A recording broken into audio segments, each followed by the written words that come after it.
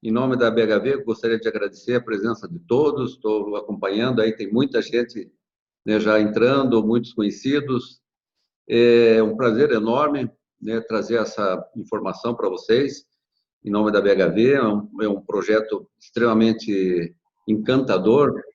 Então, o tema de hoje é acreditação, e acreditação especialmente nos três segmentos que a BHV mais atua, que é Hospital Veterinário, Clínica Veterinária e Centro Diagnóstico. Mas eu gostaria, inicialmente, agradecer à própria BHV, né, pelo empenho, pelo esforço que, né, grandioso de construir esse processo todo. É um investimento bastante grande, né, da BHV na construção do projeto Acreditação. E agradecer especialmente aos patrocinadores, né, todos os patrocinadores, mas no projeto de acreditação, a Premier e a AIDS, né, nos brindaram nesse projeto grandioso, e os demais patrocinadores, né, a Behring, a Vetnil e a Covetrus. Muito obrigado a todos, eu tenho certeza que nós vamos trazer um nível de medicina veterinária bastante diferenciado daqui para frente. A gente sempre fala muito, né, com toda a diretoria, nosso presidente está junto aí para saber compactuar, que nós achamos que a entrada da BHV, né, a criação da BHV, e mais especificamente um projeto audacioso como uma certificação, acreditação, nos moldes da acreditação, todos conhecem, né, do Hospital Veterinário nos Estados Unidos, a AHA, e vai realmente trazer um benefício para a classe incomensurável. Eu gostaria também de agradecer, né, a todos os nossos profissionais que estão dando aporte à nossa diretoria, aos colaboradores da BHV, né, especialmente a Juliana, a Tayene, o Rogério, e também a todos os outros que colaboram diretamente com a BHV.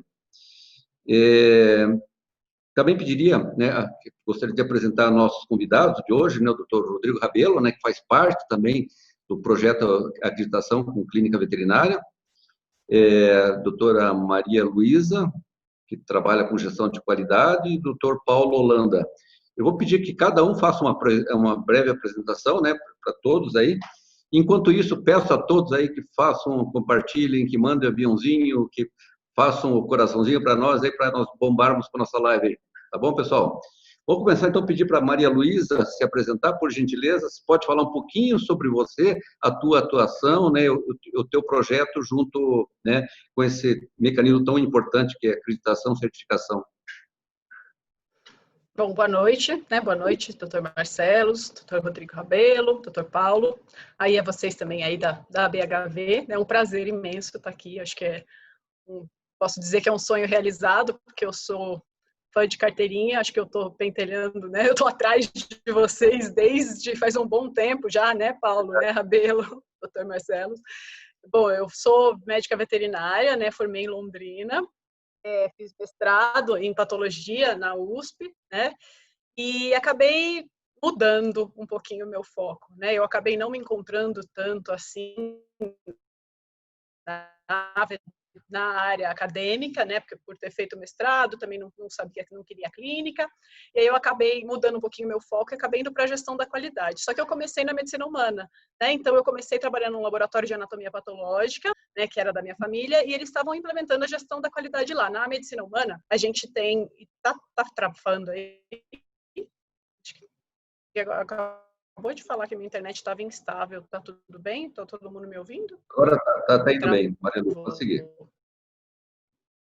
Travou um pouquinho. Tá bom. Tá, é que deu uma mensagem aqui para mim.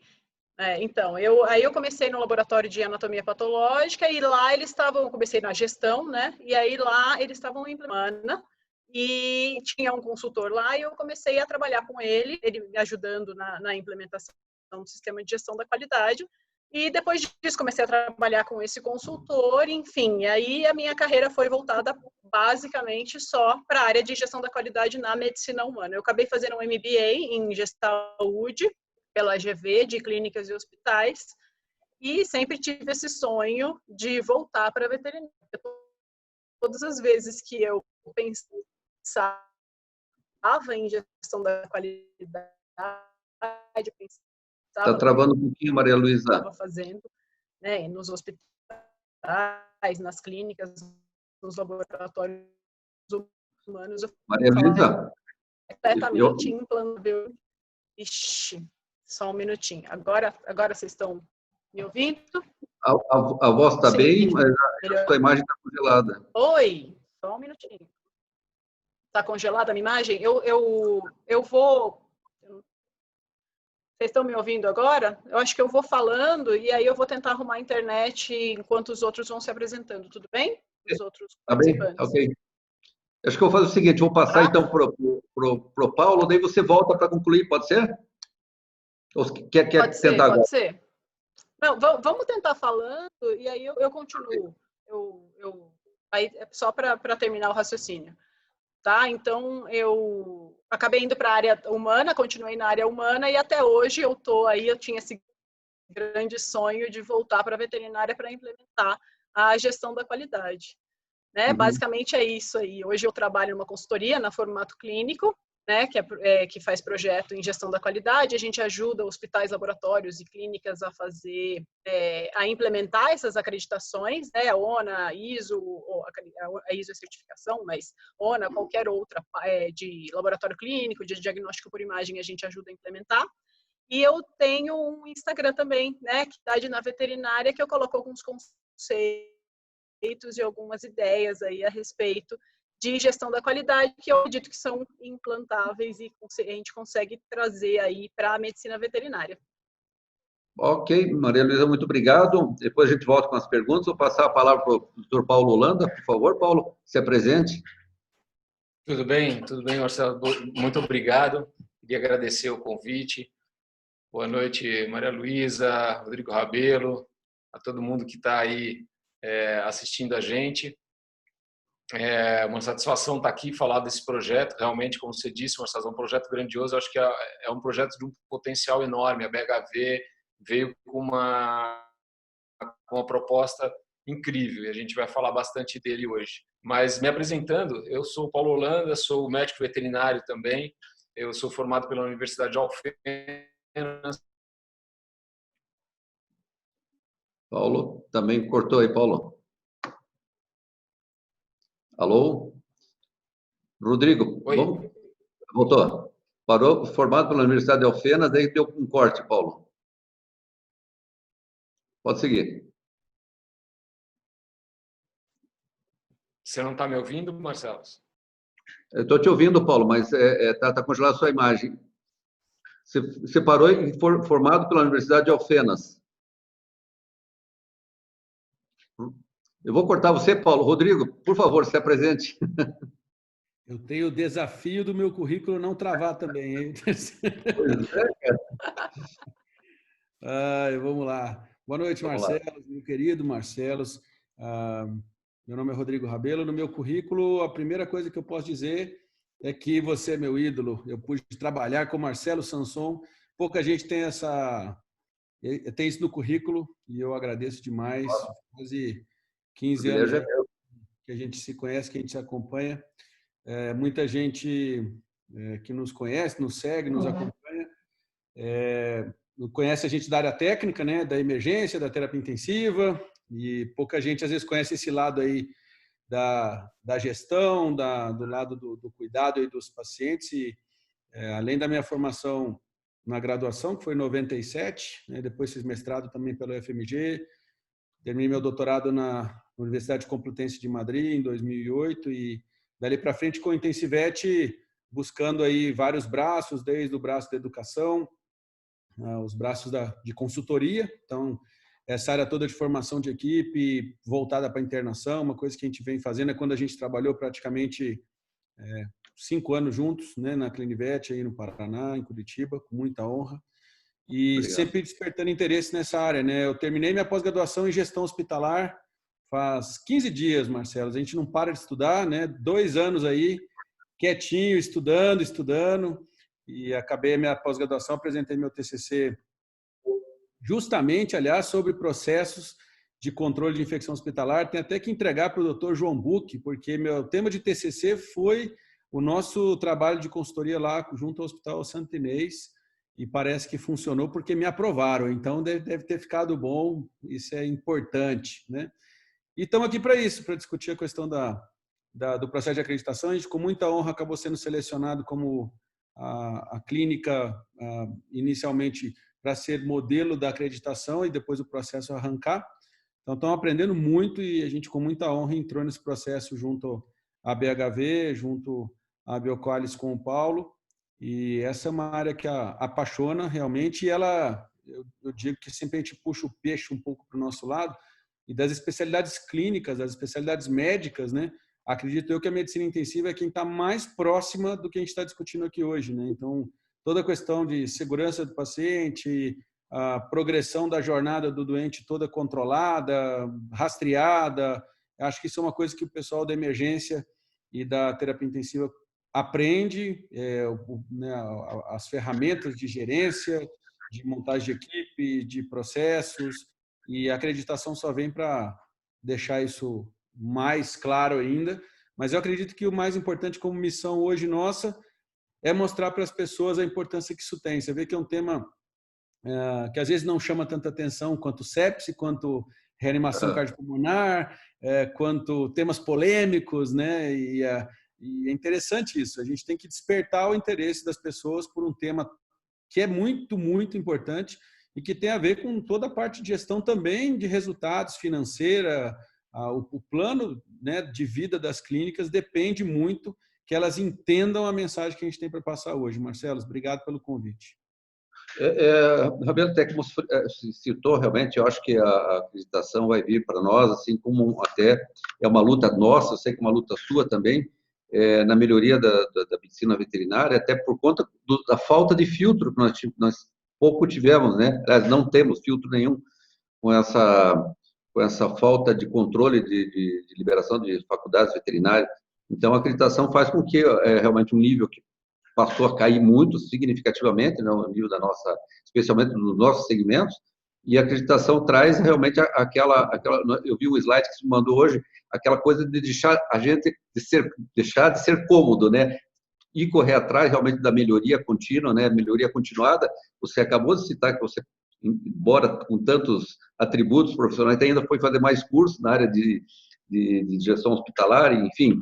Já entrei formei um, já entrei em outro, começamos semana passada, vou até dezembro agora na certificação aí de transformação digital agora, estamos nessa também. Né? Não paramos de estudar, Marcelo, não dá. Não, show de bola, isso é muito importante.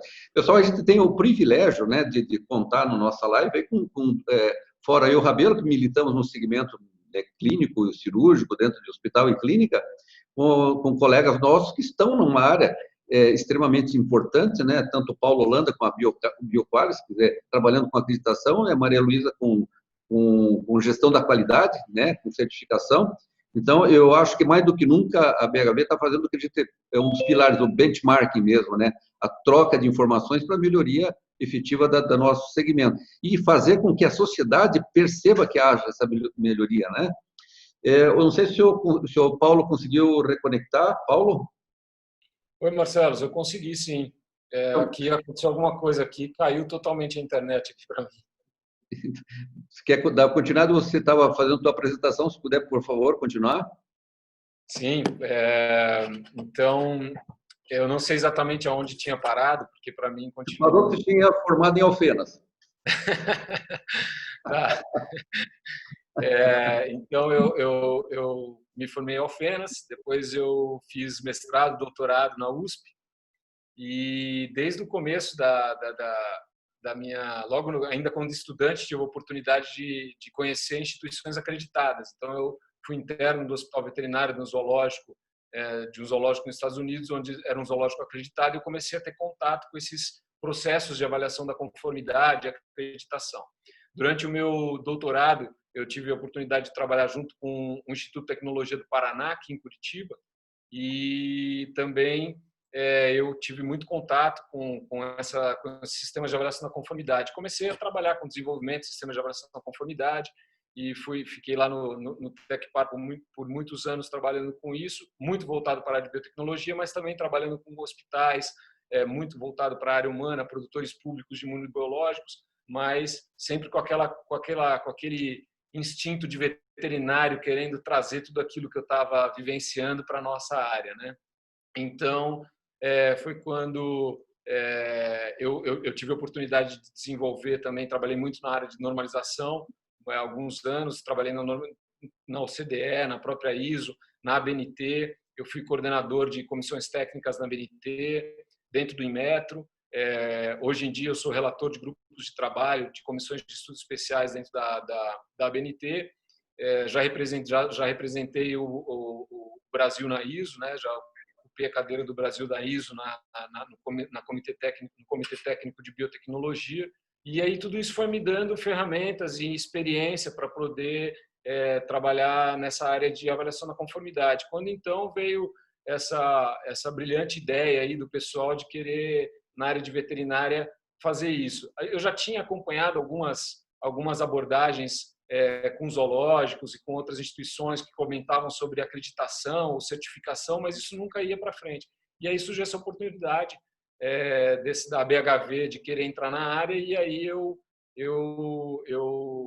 fui lá e achei que seria incrível, uma oportunidade incrível para a gente fazer um trabalho muito bacana. Foi quando então a gente começou a desenvolver esse programa de acreditação para os estabelecimentos veterinários, né?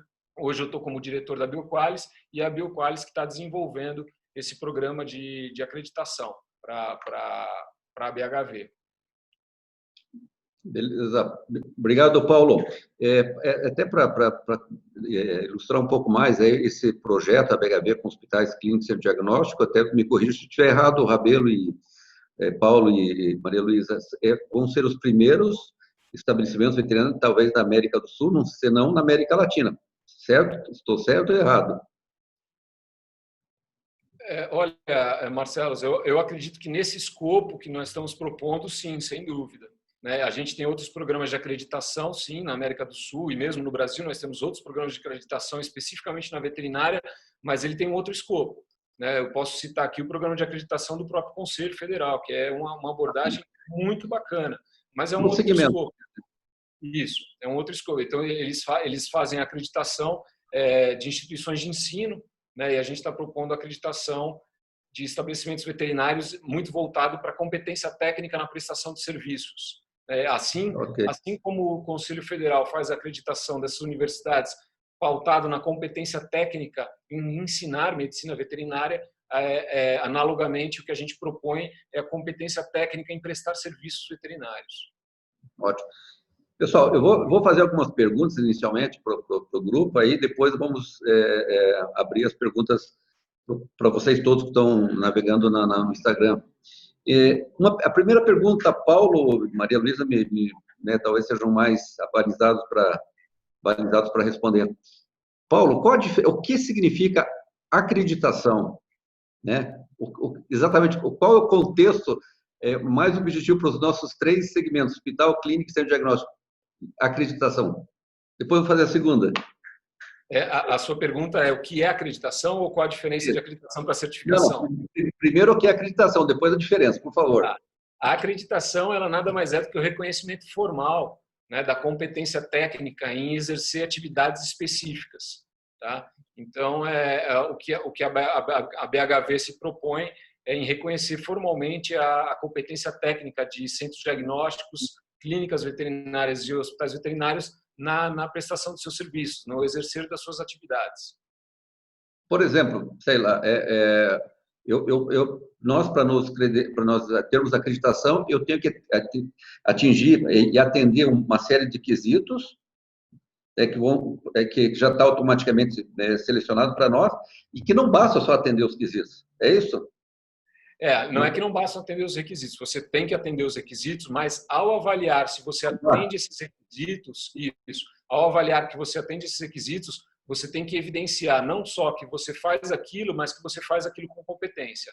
E aí, não sei se eu estou me adiantando, mas talvez seja a sua próxima pergunta, essa é a diferença da certificação. A certificação, eu tenho os requisitos já estabelecidos e eu só evidencio que eu atendo esses requisitos. A diferença da acreditação é que eu demonstro competência técnica em atender esses requisitos. Ótimo. Quer concluir, quer fazer alguma adicional, Maria Luísa, por favor?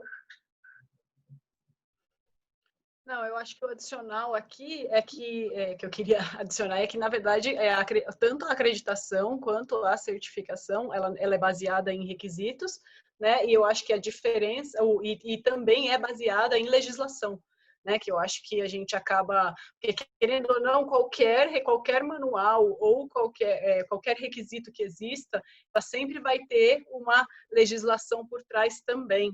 Então, não basta, quando a gente for fazer uma acreditação, for ser acreditado, a gente seguir simplesmente os requisitos que estão lá. Né? Tem toda uma outra, por exemplo, constituição de empresa, tem algumas legislações vigentes de higiene, de resíduos, né, de gestão de resíduos, que já estão embutidas nesses requisitos, mas que também precisam ser levadas em consideração. Tá certo. Só para também deixar bem claro que o projeto de acreditação que nós estamos falando é um projeto de acreditação chancelado pela BHV, né? Então, isso tem, né, um peso, é uma instituição forte, né, que está cada vez mais forte. Acabamos de fazer, aliás, vou fazer 3 anos agora em agosto, mas já com um projeto muito antigo, uma vontade muito grande de nós trazermos esse sonho, né, para a realidade, que é da acreditação. Rabelo, por favor, faça alguma consideração aí para nos ajudar aí. Não, Marcelo, eu acredito que dentro desse processo é tudo muito lento, né? O entendimento do que é, para que serve, mas o momento não podia ser melhor. A gente vem vivendo, se for pegar a situação da saúde humana hoje, claramente a pandemia até colaborou com essa aceleração. A medicina que está baseada em valor, ela já está tomando espaço. Se você pegar como que os planos de saúde sofreram agora com a pandemia, com muita gente perdendo emprego, economia caindo, você tinha aí em torno de 24% só da população brasileira que tem acesso a plano de saúde, o resto é dependente de SUS. Desses 24%, quer dizer que a população que tem acesso a plano de saúde, eu não sei se você tinha essa ideia, mas 4 de cada 5 pessoas hoje no Brasil que tem plano de saúde o tem porque a empresa paga, não porque ele paga. E as empresas tiveram que reduzir custo. E as pessoas não têm também como manter seu plano. E o que começou a aparecer, né, na saúde? Que muita coisa era desperdício. Se a gente for ver a relação que existe hoje para poder gerar uma saúde em alguém, você não encontra nos organogramas onde que está o paciente. Você vai ver operadora de saúde, gerente de operadora de forma geral, você vai ver a empresa que contrata, a corretora que contrata a operadora, que tem assunto com a farmácia, que tem assunto com as indústrias farmacêuticas, que tem a relação com o hospital. Você não acha o doente ali, porque é tanta comissão, tanto FII, tanto gasto, que ninguém lembra que eu tenho que gastar com o doente. Por isso que clínicas populares e outras coisas que, de repente, não têm a qualidade que a gente briga tanto, cresceram de uma forma absurda, porque a pessoa chega lá, pede uma consulta, paga por uma consulta e vai embora. Não é que a consulta é barata, é que o sistema fez o atendimento de saúde ficar barato. Mas é óbvio, a grande indústria fala, imagina, isso é queda de qualidade, isso é um absurdo. Sim, às vezes tem algumas coisas que a gente chama de popular que tende a má qualidade. Mas claramente o projeto de acreditação tem a intenção de estabelecer para o cliente final que ele vai ter uma opção de escolha. E hoje ele não tem. Então, hoje eu gostaria de ser atendido no hospital tal, mas hoje a gente vai pelo nome. Eu quero saber onde é que o presidente vai, onde que o famoso vai, deve ser um bom hospital. Os planos de saúde vão ter que lidar agora com um benchmark muito claro de que eu quero pagar melhor para o hospital que mata menos. Eu quero pagar melhor para o hospital que gasta menos com desperdício. E tem que acontecer a mesma coisa com a gente. A gente briga tanto para aumentar faturamento quando, para mim, a grande chave é a diminuição de desperdício. A gente não tem que ficar brigando para dobrar o desperdício.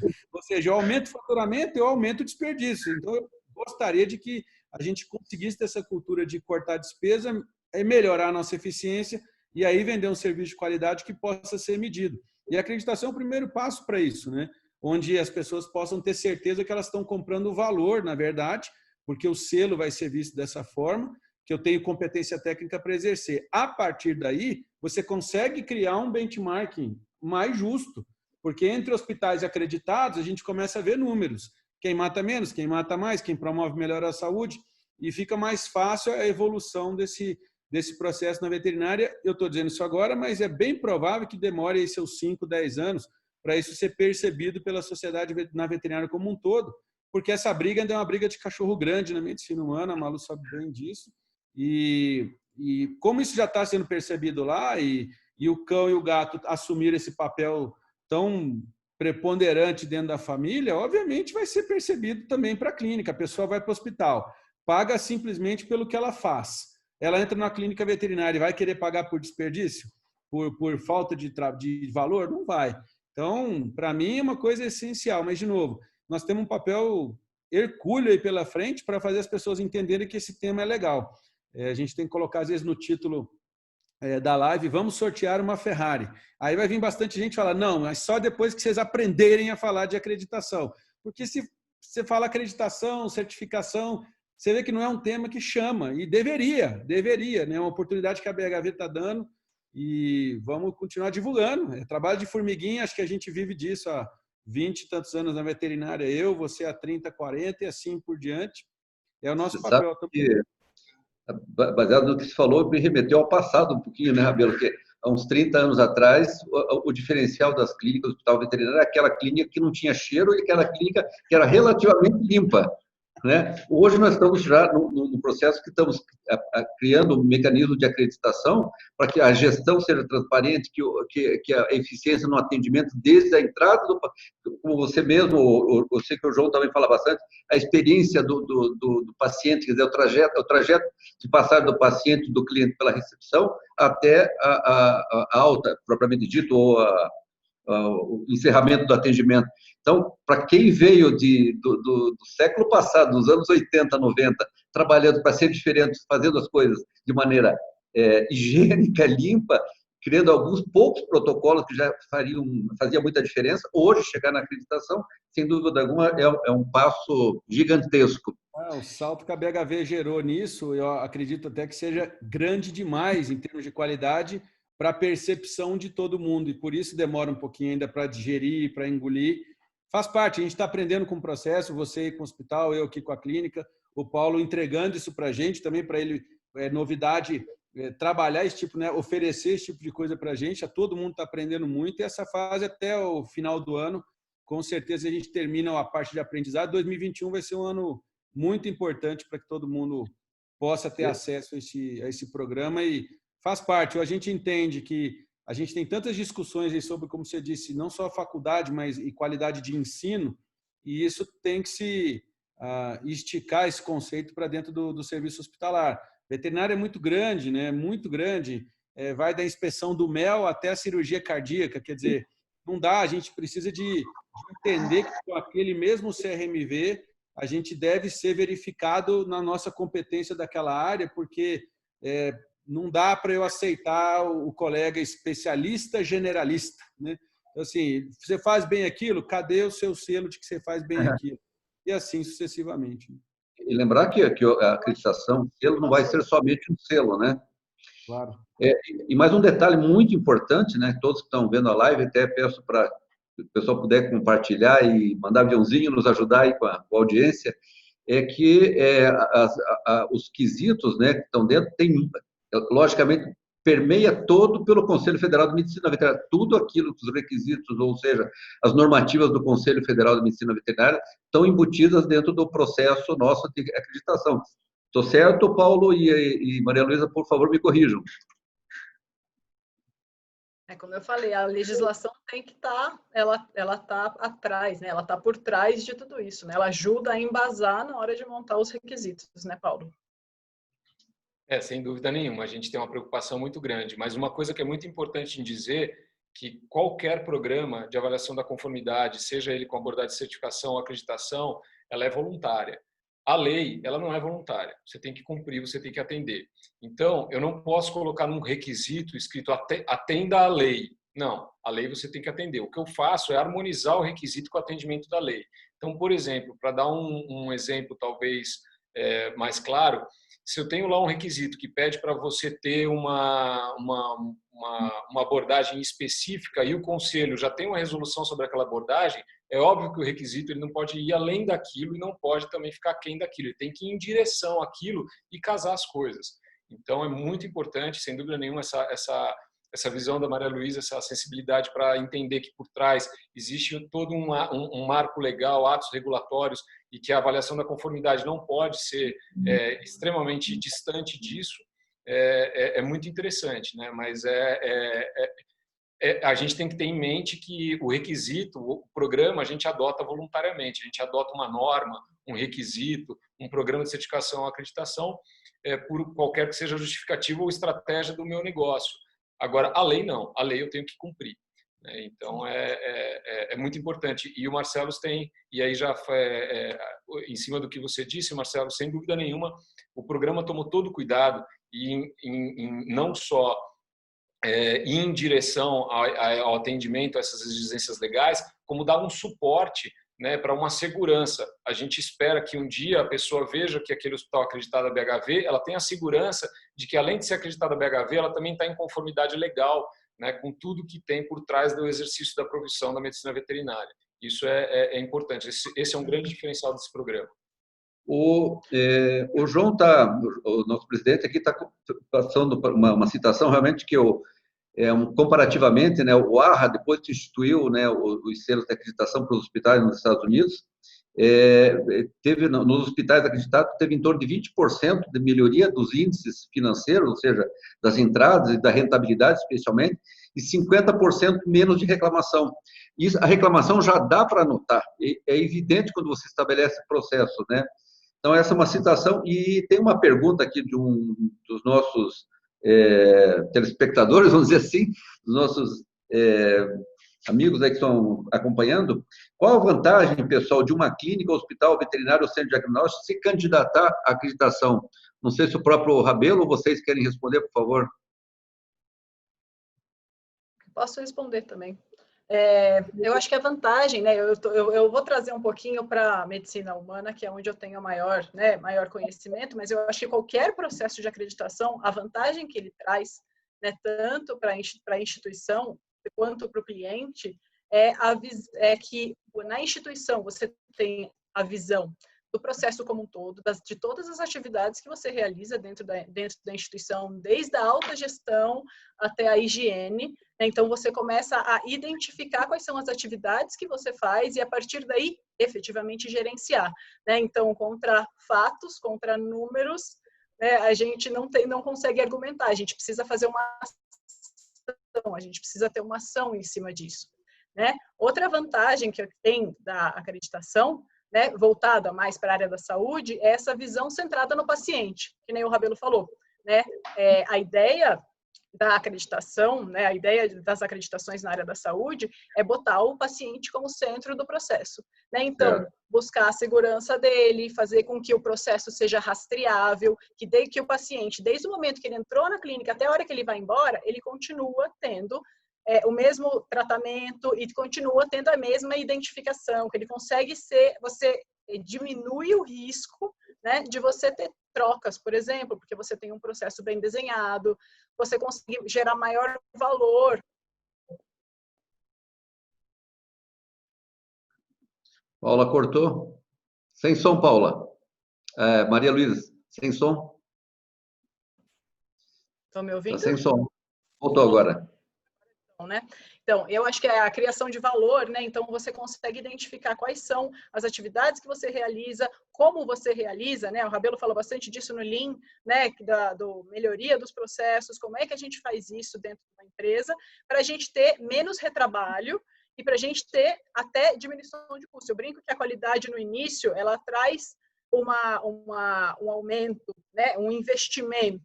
Mas o retorno que você tem com a qualidade é diminuição de número de processos éticos, processos trabalhistas, diminuição de falhas dentro da sua instituição, né, voltadas para o paciente. Então, acho que a acreditação, ela traz isso. Não sei se alguém quer complementar também. Eu queria colocar uma outra pergunta aqui, para a gente ser bem dinâmico aqui, do Dr. Massaíco, aqui de Curitiba, colega nosso. A pergunta é dessa forma: quais os principais indicadores que são recomendados em uma clínica veterinária ou como dimensões de avaliação? Vocês podem responder? Os principais indicadores recomendados em uma clínica veterinária. Talvez os principais indicadores para estar balizado, né, balizado para ter a acreditação, ou quais as principais virtudes que uma clínica tem para estar condizente com o processo de acreditação. Especificamente... Se a pergunta for os indicadores para ser acreditado, aí acho que é o Paulo que responde. Se for quais os indicadores que uma clínica tem que ter, acho que eu ia dar uma complementar do que a Malu falou. Então, eu vou deixar o Paulo responder o que a clínica precisa para ser acreditada. Se for o caso, eu complemento depois. Por favor. Não, eu acho que assim, eu acho que todo mundo deve estar cheio de dúvidas sobre esse programa, né? Eu também gostaria de complementar algumas coisas que a Maria Luísa falou, Rabelo. Então, vamos fazer assim. Eu acho que a gente tem um tempinho depois desse nosso bate-papo para o pessoal retornar com perguntas. Então, eu proponho a fazer uma breve apresentação do que é esse programa, o que ele aborda e coisas específicas. Então, quem for ficar aí até o final, depois, quando a gente voltar para a próxima fase, onde a gente vai discutir mais, eu posso falar quais são as dimensões, quais são as principais abordagens, o que é necessário. Tá? E aí, só aproveitando, então, eu acho que tudo que a Maria Luísa falou é muito importante, ela está coberta de razão, e além disso, tem toda a questão do desperdício que tem por trás, do prejuízo que há quando você não tem um sistema de gestão implementado, voltado para não só para a sua qualidade, mas gestão de suas competências e tudo mais. E, principalmente, é o que eu sempre brinco com os meus alunos, é dormir com a cabeça tranquila no travesseiro. Quando você tem seus processos documentados, as políticas documentadas, os processos, os registros, as evidências, que você fala o que você faz e você faz, evidências mostrando que você faz do jeito que você fala que vai fazer, isso é muito bacana. Todo mundo que passa por um processo de avaliação da conformidade, seja certificação ou acreditação, tem isso muito claro. Uma vez abraçado isso, é difícil voltar para trás. É muito difícil você botar todo esse sistema de gestão em prática e depois trabalhar sem ele. Então, essa é uma das grandes coisas bacanas de qualquer sistema de avaliação da conformidade. Mas o Rabelo tem toda a razão quando ele fala que são coisas diferentes. Os indicadores que uma clínica precisa e os indicadores que a gente aborda para a gente trabalhar a avaliação da conformidade nessa abordagem de acreditação. Quer dar uma complementada, Rabelo, por favor? Eu acho que é interessante porque, para a gente tentar achar o ovo aí ou a galinha, depois, até lembrando, tem algumas pessoas pedindo para repetir a diferença de acreditação e certificação depois da segunda fase nossa, nas perguntas, né? O pessoal que chegou um pouquinho depois aqui, a gente repetir dentro desse processo que o Paulinho colocou. Eu acho que é interessante de ver na história disso tudo que, quando você pega, por exemplo, a definição da IOM, do Instituto de Medicina do norte-americano, que é quem trabalhou basicamente tudo que é segurança no mundo, começou ali no final da década de 90, né? Qualidade assistencial fica sendo definido como grau de probabilidade onde eu consigo gerar melhor resultado dentro da minha condição, né? Como conceito básico. Então, quer dizer, o que a minha clínica pode gerar de melhor com aquela condição básica? E o hospital a mesma coisa, o centro diagnóstico a mesma coisa. Aí você vai ver a evolução do conceito de qualidade, onde a segurança era uma dimensão de qualidade. No fim, hoje, qualidade está sendo definida por segurança. E aí, tanto é que você vai pegar os programas, seja de Ministério, Anvisa, o que for, cirurgia segura salva-vidas, assistência segura e limpa, tudo é programa de qualidade, mas que tem, no fim, a segurança. E quando você não desloca o centro de gravidade da atenção para o doente, para o paciente em si, e sim para sustentar esse sistema, as coisas ficam tortas. E a acreditação, para mim, claramente, a Malu tirou da minha boca, eu que sou fã de Lean e de Six Sigma, para mim seria o pré-requisito para você ter os indicadores, professor Masahiro, que é o que o senhor perguntou, porque não adianta hoje eu começar a ter indicador de mortalidade na minha clínica, se eu não sei por quê, o que fazer com isso e como melhorar meus números depois. Se eu passo por um processo de acreditação, eu entendo que eu estou passando pela graduação da cultura de segurança, da cultura de qualidade. Eu começo a ter de frente para mim jargões, termos, requisitos, questões que eu tenho que colocar o meu funcionário, o meu colaborador para entender o que é lista mestra de documento, onde que está o documento tal. A gente discute que a gente faz o manual do cliente, o manual da recepção, mas é o que o Paulo vê aonde ele vai, né? Por favor, você pega o manual aí. Deixa eu ver onde é que está. Putz, eu não acho aqui no meu computador, né? Você não sabe onde está. Você faz o manual um dia, bota lá na recepção e perde depois o original do arquivo que você usou. Não tem atualização daquilo. Então, a gente é muito explosivo, eu acredito, o médico veterinário, de forma geral, ele é muito explosivo para novas coisas, sabe? Legal, vamos começar a medir esse indicador, vamos fazer aquilo. Passa um pouquinho... É igual gaveta de carrinho de emergência. Alguém vai lá e arruma. 2 semanas depois você passa lá, né, Marcelo? Está tudo uma bagunça. Quem foi que mexeu aqui? Né? Então, é isso. A acreditação vai te servir para começar a entender o que é padrão e como não desperdiça. Ou seja, conceito de Lean e conceito de 6 Sigma. Ou seja, variar pouco, padronizar bem e perder pouco. Dali para frente, o céu é o limite, porque aí vão vir os indicadores. Seja os KPIs que a gente pode utilizar do ponto de vista clínico e a parte de gestão e de dinheiro, né? A parte financeira que, no fim, é o fim do nosso trabalho, né? Ter uma eficiência financeira sustentável, né? Pessoal, assim, está chegando bastante pergunta, até vou pedir para que todos fiquem bem atentos, que quando completar 1 hora da nossa live no Instagram, corta, depois retomamos mais 30 minutos, ok? Ou até mais, se for possível. Tem uma pergunta aqui, vou pedir para que todos compartilhem, mandem aviãozinho, dê coraçãozinho para nós, que estamos querendo bombar essa live aí. Eu queria pedir para que, não sei se qualquer um de vocês pode responder aqui. Na verdade, essa pergunta aqui foi do Thomas Marzano, nosso colega. Quais são as principais etapas para conseguir acreditação, tanto para a clínica quanto para o hospital, né? Vou até emendar um pouco mais, quanto para centro diagnóstico. Acho que talvez o Paulo possa nos ajudar aí. Sem dúvida. Quais são os principais passos, né? Então, primeiro você precisa implementar o programa. Então, a BHV ela vai disponibilizar o lançamento do programa, vai ser feito ainda esse ano.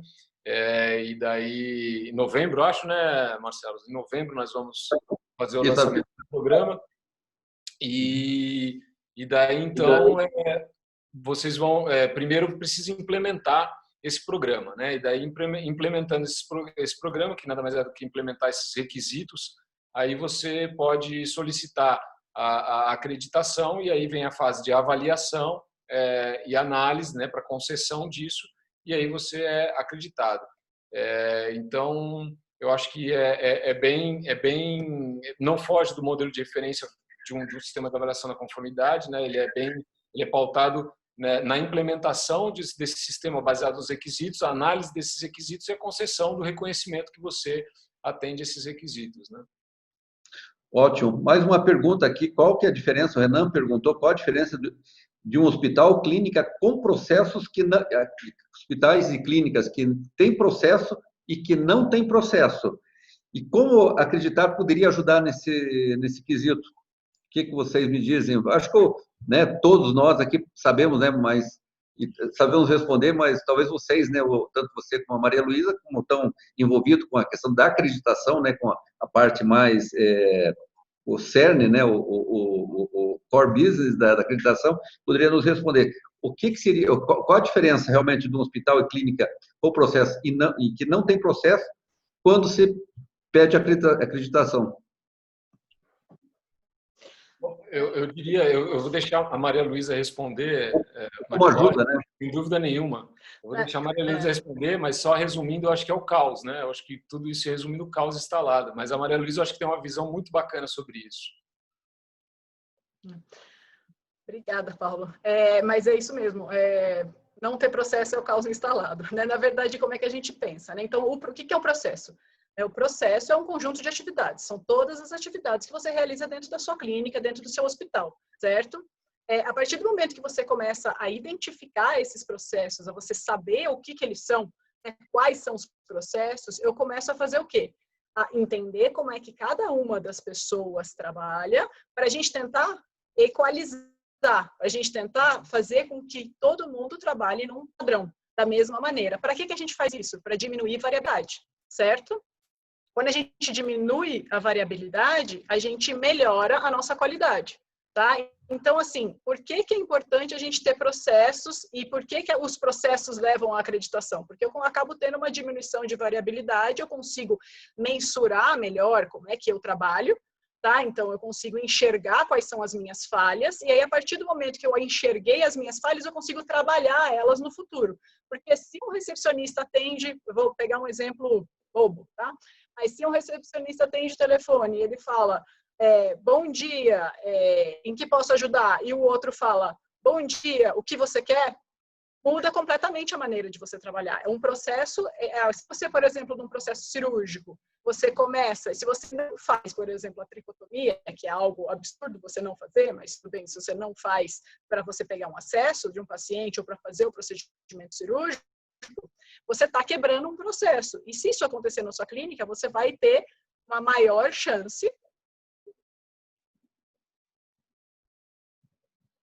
Maria Luísa, congelou? Se ela voltar, ela continua, mas acho que o exemplo clássico disso é quando você... O professor Travou, tá né? Do indicador, né? Mas quando você gasta 3 catéteres para fazer uma punção, na sua conta final vai estar lançada uma fluidoterapia. Muitas vezes tem clínica que lança 3 catéteres no material. Mas às vezes a gente não entende que lançar 3 catéteres, ficar lançando material, ou seja, microgerenciar, em alguns lugares sai caro demais, e não lançar em outros também sai caro porque você acha que está trabalhando bem. Na DRE, o contador ou o gestor vai acabar lendo um resultado onde ele fala, nossa, como vocês gastam material, mas ele tem a mínima noção de por que está gastando 3 catéteres por punção. E aí, acho que, agora que a Malu voltou, ela termina, mas tem tudo a ver com isso. Quer dizer, o processo ele te gera a diminuição da variabilidade do ato médico, por exemplo, com a maior eficiência possível, quer dizer, com 6 sigmas, 6 desvio padrão de erro possível, né? Então, que é o que a gente tenta aceitar, lembrando que hoje na saúde, provavelmente nos melhores hospitais do mundo, você está trabalhando com 3 sigma, mais ou menos, e 6 sigma é o número de variabilidade da aviação civil, né? A gente brinca muito com 99%, acho que isso também responde à questão do processo, porque quantas vezes você e colega falou com o proprietário que essa cirurgia tem 99% de chance de dar certo? E o proprietário falou, nossa, então vai dar certo. Mal sabe ele que se 99% lá em Viracopos de eficiência, 1% de problemas em Viracopos dá 110 acidentes aéreos por mês, né? Então, assim, uma cirurgia com 1% de risco de dar problema, se eu fosse você, colega veterinária, que vai colocar um peitinho no cirurgião plástico, não aceita 1% que você vai sair de lá assim, ó.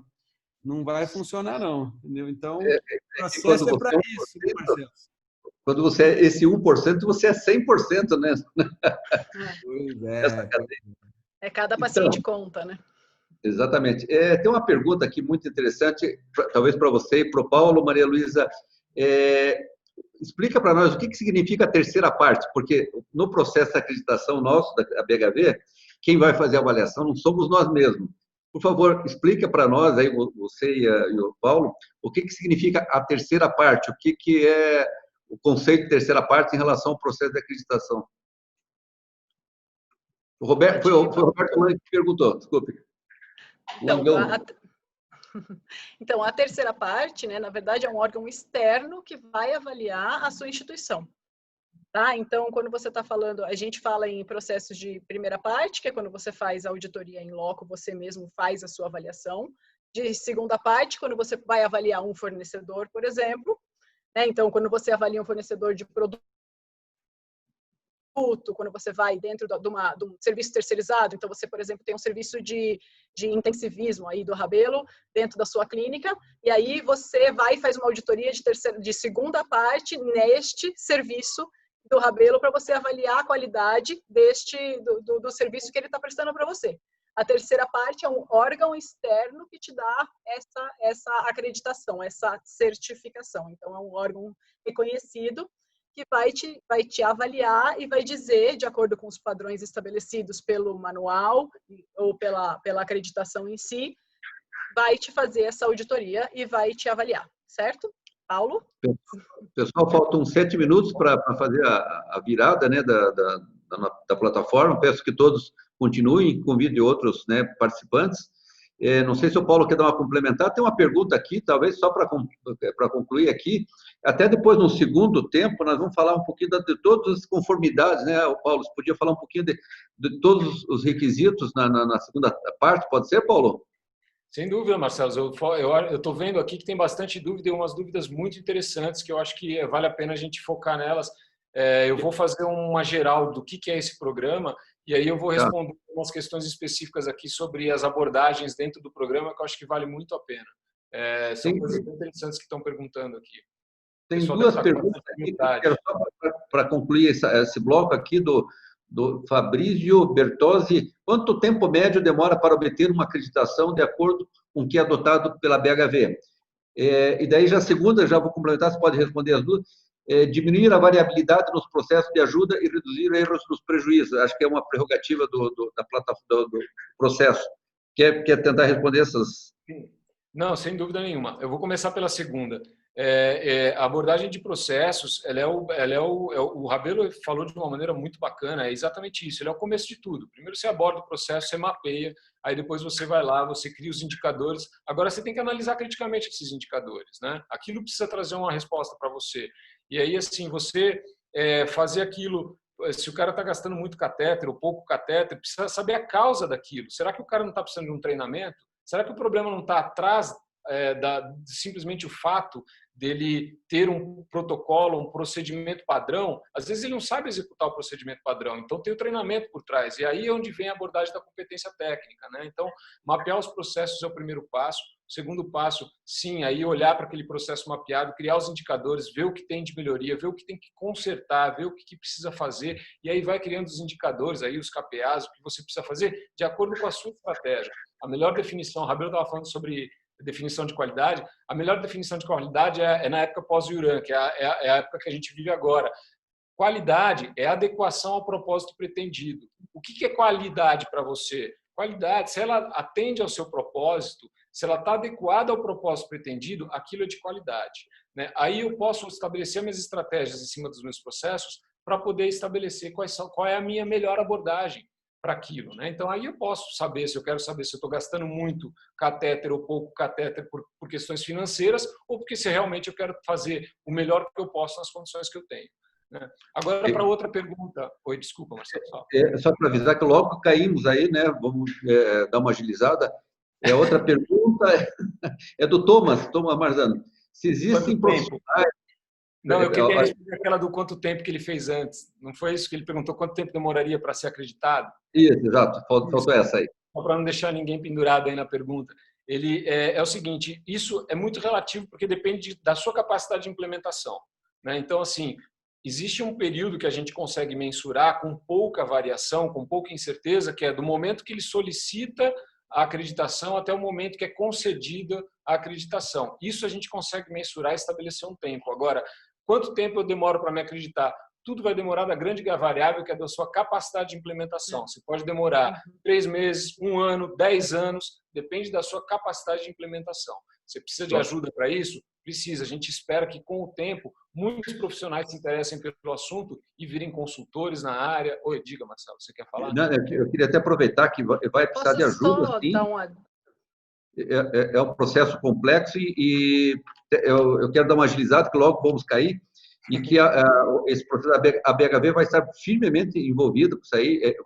Lógico, os afiliados vão ter prioridade na acreditação, até eu convido e peço que afiliem-se à BHV, vocês vão ter prioridade até no processo de acreditação. E seria muito interessante realmente que nós tivéssemos pessoas realmente para fazer essa avaliação, e nós vamos correr atrás disso, né, Paulo e Maria Luísa? Posso só dar um adendo? Só para ter uma ideia, né? Na Formato, por exemplo, a gente trabalha com implementação em laboratório, em clínica, em hospital, a gente ajuda, né, as clínicas. A gente trabalha com 8 meses a 1 ano. Assim, menos do que isso para a gente, né? O que a gente encontra pelo padrão de maturidade que a gente encontra o normal é de 8 meses a 1 ano para conseguir um selo de acreditação. E eu acho que não vai ser menos que isso para conosco também. Pessoal, nós estamos quase no final aí dessa primeira etapa. Vai ter muita pergunta, vai ter muitas respostas, aliás, de serem dadas por nós aí. Por favor, continuem, repliquem, se puder nos ajudar aí com a divulgação. Mas a segunda parte, ainda vamos pedir para que seja citado todas as conformidades, né? Todos os requisitos, os quesitos a serem atendidos. Talvez a parte mais quente da nossa live. Acho que podemos até que Caia responder mais uma pergunta aqui. O Roberto Lang novamente pergunta, nosso diretor, se basta ser sócio da BHV para acreditar. Não, todos vão ter acesso, mas obviamente os associados vão ter... Oi, caímos. Ok? Meninos, a média... Agradeço a presença de todos. Acho que está bastante interessante a nossa live de hoje.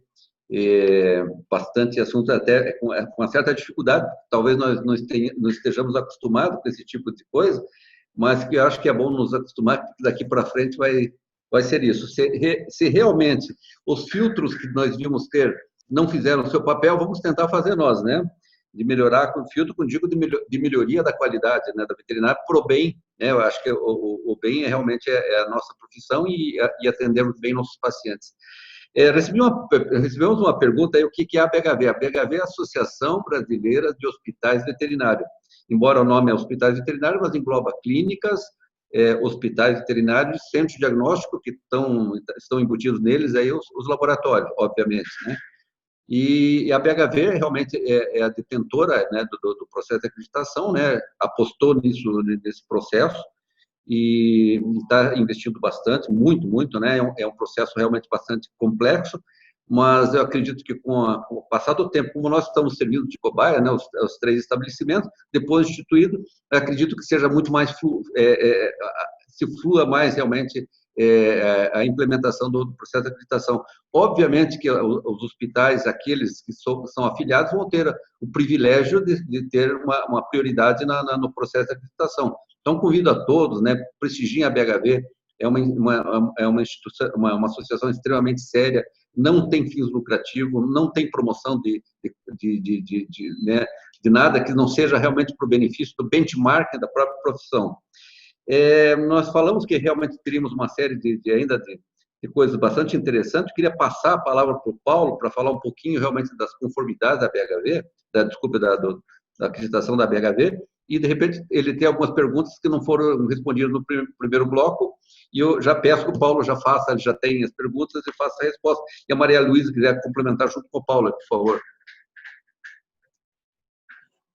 Tá bom, obrigado, Marcelo. Zé, eu acho que eu vou começar aproveitando com esse gancho que você apresentou a BHV, e acho que é importante dizer que a BHV ela tem um papel fundamental na divulgação de tudo isso, né? Ela é lógico que ela estabelece esse programa, e junto com o estabelecimento desse programa, ela vai difundir esse programa para que a sociedade ela perceba cada vez mais a diferença entre você ter um estabelecimento acreditado a BHV ou não.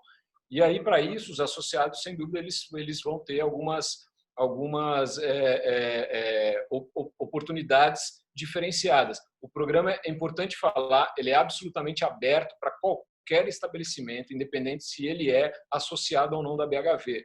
Mas é óbvio que os associados da BHV eles terão algumas oportunidades diferenciadas. Nos cursos que vão ser oferecidos, a BHV aí já está planejando cursos de interpretação de requisitos, cursos de formação de avaliadores, enfim, diversos outros cursos específicos que são voltados para a implementação dessas abordagens do programa. E é óbvio que eu estou falando em nome da BHV, mas eu sei porque o projeto é um conjunto, é uma parceria muito boa, e isso envolve um plano de negócio, e está tudo previsto para a BHV fazer isso. Então, fiquem tranquilos que vocês vão ter tanto acesso a essas informações, como acesso a essas oportunidades que estão junto com o programa de acreditação da BHV. Daí, Marcelo, fazendo só tentar passar de uma maneira bem geral do que se trata, o programa ele é um programa evolutivo, né, independente. Então, o que significa que ele é um programa independente? Ele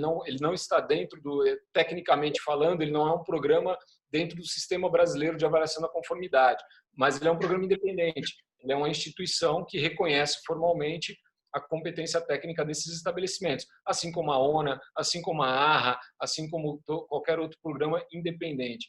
Ele como a Maria Luísa disse, ele é um programa baseado em avaliação da conformidade de terceira parte, não é autodeclaração, não é uma avaliação de segunda parte, como ela deu o exemplo do fornecedor, que é excelente, ou ele é de terceira parte, é uma entidade que não tem nada a ver com a BHV, não tem nada a ver com a clínica, o hospital, o centro diagnóstico que está sendo avaliado, não tem nada a ver com a cadeia produtiva daquilo que vai avaliar. Então, nós temos organismos de avaliação da conformidade de terceira parte, são independentes e imparciais, ou seja, eles não são donos de clínicas, não participam do mercado veterinário, eles não têm interesse nenhum não há conflito de interesse algum.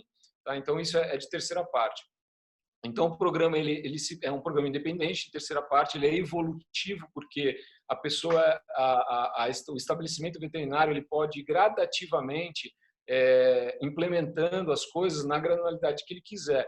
Ele pode simplesmente, de acordo com as suas estratégias, com o seu tamanho, com a sua capacidade, ele pode ser uma coisa muito enxuta, pequenininha, atender os requisitos e ser reconhecido, como ele pode ser uma coisa extremamente complexa e grande e ele pode ir aumentando esse nível de reconhecimento. Então, a gente fala que ele é evolutivo porque você pode começar atendendo minimamente esses critérios até atender plenamente esses critérios. E esses critérios, são os requisitos, eles abordam diversas dimensões. Então, hoje nós temos aí 9, 10 grupos de dimensões, onde a gente passa por conformidade legal, que é o primeiro de todos. Por que ele é o primeiro de todos? Porque, como eu disse, a lei você tem que cumprir. Se você não consegue demonstrar que você atende aos requisitos legais, eu não posso ir para frente com o processo de acreditação. Então, esse processo, esse primeiro bloco de requisitos, que é o programa, que é a conformidade legal, ela já fala se você vai ou não. Porque se você não cumpre com o que é lei, eu não posso cobrar as outras coisas que vêm depois. Então, que fique também bem claro, isso é muito importante. A BHV não é um organismo fiscalizador, isso é um dever do Estado. A gente tem as instâncias para isso, a gente tem conselhos regionais, conselho federal, a gente tem todas as instâncias que fazem a fiscalização disso. Então, a BHV não é fiscalizadora. Se você não cumpre com o requisito, você simplesmente não cumpre, não está apta, elegível para o processo de acreditação. Mas isso não quer dizer que a BHV vai ficar fiscalizando quem cumpre ou quem não cumpre com a legislação. A gente tem os órgãos, as instâncias competentes para isso. Aí depois vem os blocos. Oi, diga, Marcelo, você quer falar alguma coisa? Cabe ressaltar aí que a BHV também não vai ter acesso absolutamente a nada que seja...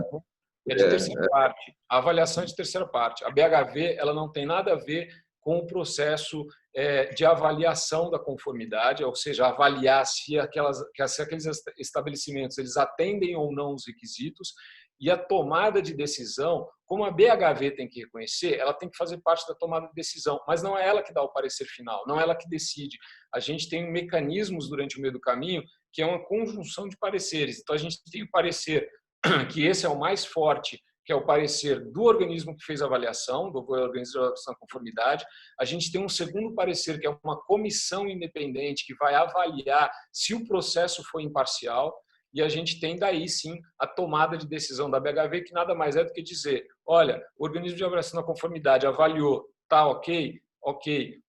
A comissão independente avaliou, tá ok, não teve conflito de interesse, o processo foi idôneo? Foi. Então, aí ela concede a acreditação. Tá? Então, a gente passa pelos requisitos legais, depois a gente tem blocos de requisitos como gestão, então a gente vai ver a capacidade de gestão, capacidade de planejamento dessa gestão, passando por se tem objetivos, metas, se tem missão, visão, se tem planejamento estratégico, se tem uma abordagem de risco, se ele observa, se ele está internalizando essa abordagem de risco nos seus processos, nos seus serviços, né, se ele considera essa gestão de risco. E daí a gente tem uma parte de liderança, a gente tem uma parte de equipe, onde a gente vai trabalhar uma abordagem mais voltada para a equipe. É bacana a gente comentar que esse programa ele tem dois viés muito fortes. Ele tanto olha para o paciente, para o animal, como ele olha para o cliente, que é o tutor do animal, mas ele olha para a sua própria equipe. Então, quando a gente fala sobre bem-estar, a gente fala bem-estar do animal, a gente fala bem-estar da equipe. Quando a gente fala de segurança, a gente fala de segurança do animal, de segurança da equipe. E isso está diluído em todos os blocos, nos blocos de gestão, de liderança, de competência, de prestação de serviços, de informações, todos eles estão lá. A gente passa daí para um bloco de requisitos que falam sobre a prestação de serviço em si, ou seja, as competências técnicas envolvidas. Então, a gente vai falar sobre a estrutura que você tem, sobre os veterinários que você tem, sobre como você lida, né, como você trabalha questões específicas dentro da sua prestação de serviços, se é uma clínica, se é um centro diagnóstico, se é um hospital veterinário. A gente faz mapeamento de processos, toda a parte de gestão de documentos. Então, é muito importante. Eu vi que algumas pessoas colocaram algumas coisas como mas documento fica na gaveta, ninguém vê. Um documento, você escreve, é muito burocrático esse processo, você escreve um monte de coisa, fica um monte de papel escrito e ninguém vê. O Rabelo comentou sobre manuais que são escritos e nunca ninguém vê, ninguém põe em prática. O processo de acreditação, ele bota o maçarico na sua bunda. Ele fala, olha, você tem que fazer. Você escreveu, você vai ter que fazer. Você vai ter que evidenciar que você faz, porque senão você não vai ser reconhecido. Então, é um processo dinâmico. Então, eu tenho revisão de documentos, alteração de documentos, controle de documentos, eu tenho matrizes de competências que me mostram como que funciona a forma de distribuição e de responsabilidades e autoridades dentro do meu sistema de gestão. Então, são esse tipo de abordagem. E aí tem, óbvio, os requisitos técnicos, que são os procedimentos, os protocolos específicos. Eu tenho protocolos de atendimentos, formas de atendimentos, se é emergencial, se é ambulatorial, se é atendimento de rotina, se é atendimento cirúrgico, se é uma especialidade. Depende do que a gente está abordando, se é uma clínica, se é um hospital, se é um centro diagnóstico. Oi, fala, Marcelo. Não, Paulo, assim, até pegando o link da tua exposição aí, está chegando pergunta aqui, acho que casa com o que você falou, Sandra Almeida, quantos requisitos, provavelmente ela queira dizer quantos blocos, quantas partes de conformidade legal nós temos que atender. Eu acho que no nosso caso são 8 blocos aqui na Clinivete, eu acho que do Rabelo seja um pouco diferente. Não, Marcelo, são 9 blocos. Na Clinivete também são 9 blocos. A gente está conversando sobre mais um bloco, seriam 10 blocos, né? Mas todos eles têm o mesmo número de blocos. Seja lá requisito, seja lá clínica veterinária, centro diagnóstico ou hospital veterinário, eles têm os mesmos blocos. O que muda é a abordagem do requisito, a quantidade de requisito por cada bloco e o foco de requisito. Então, por exemplo, eu não posso colocar um requisito para laboratórios ou para centros diagnósticos.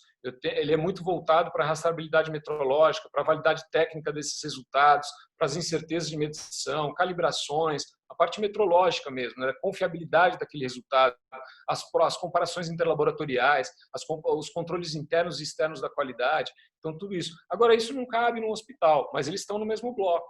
Né?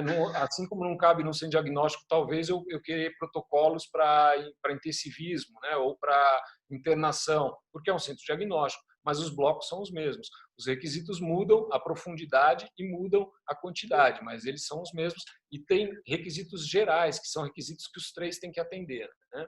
Então, aí eu já falei... Oi, diga. Não, diga não, vamos ter que dar uma acelerada aqui, tem muita pergunta aí, por favor.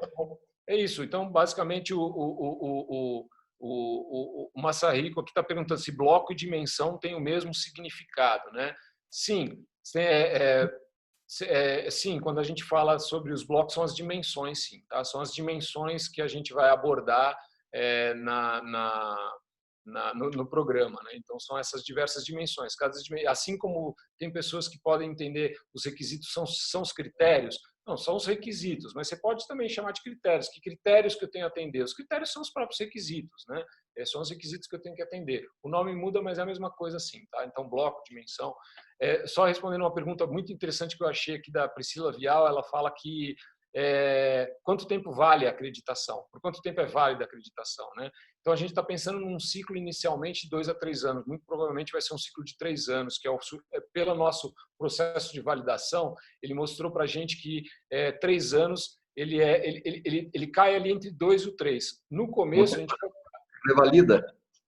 A gente vai ter que revisar isso com o passar do tempo, porque o próprio programa ele é revisado também, tá? Então o programa também é revisado periodicamente, mas a gente acha que 3 anos é um tempo bacana que vai, ele, além de ser o que a nossa validação mostrou, ele também vai de encontro com o tempo que o próprio estabelecimento tem de conseguir fazer os seus ajustes internos.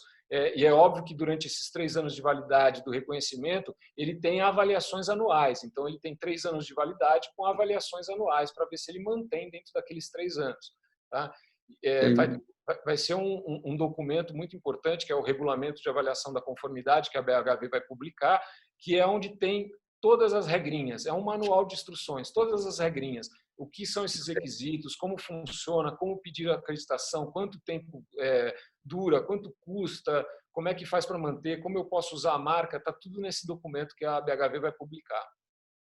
Ok. Tem uma outra pergunta aqui de um participante da nossa live perguntando sobre instalações e espaço físico. Quais são os requisitos mínimos para se candidatar à acreditação, certificação?